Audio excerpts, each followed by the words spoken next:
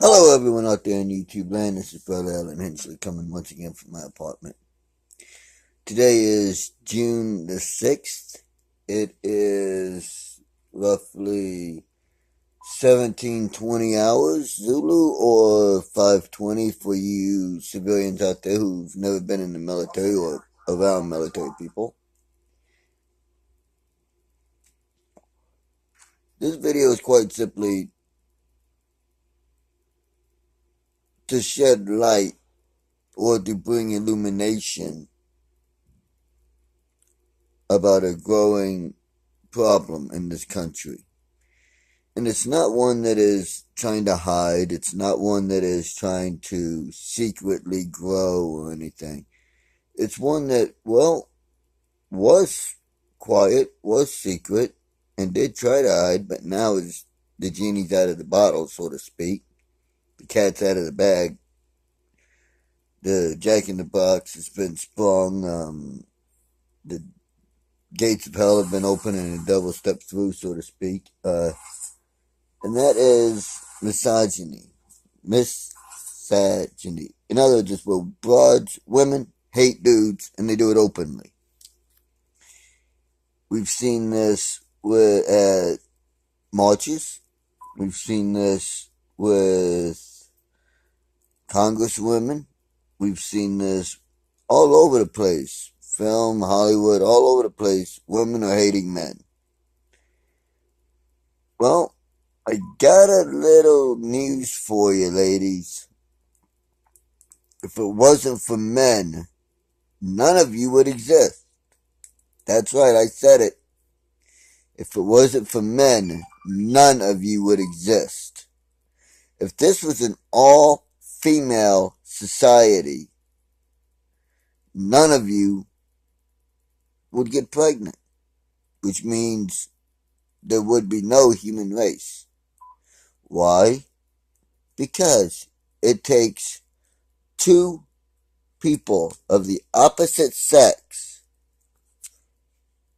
to create life. Now that's a big thing. It takes two people of opposite sex to create life. Yes, the woman carries the child and gives birth to said child. However, the man is right there, or he should be if he's a true man. He'll be right there through the Lamaze, the cravings, the morning sickness, everything. Everything. The birth, everything.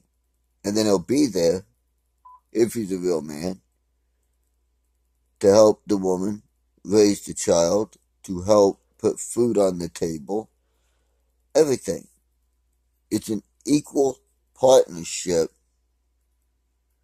of man and woman. The woman, back in the day, stayed home and took care of the family, while the man went out, worked, hunted, gathered, and brought home the food, and protected his family from any harm, or did his best to protect his family from harm. Now, there are those who back in the day pushed the boundaries of where people lived. Yes, they were called frontiersmen. They went out and they expanded the nation. They expanded the territory. They made places livable for other people. And 9 out of 10 times, their woman was right there with them, working the land with them, helping them. Even after she had children, she would help to work the land. She would tend to the garden and stuff like that, while the man was out hunting, was out checking, making sure that the cattle or horses or pigs or whatever else they wanted to raise was safe.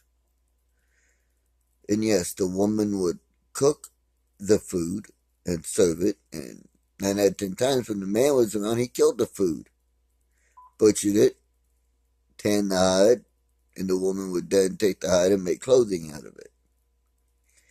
You see an equal partnership right down the line. Didn't matter if you were white, black, yellow, orange, polka dots.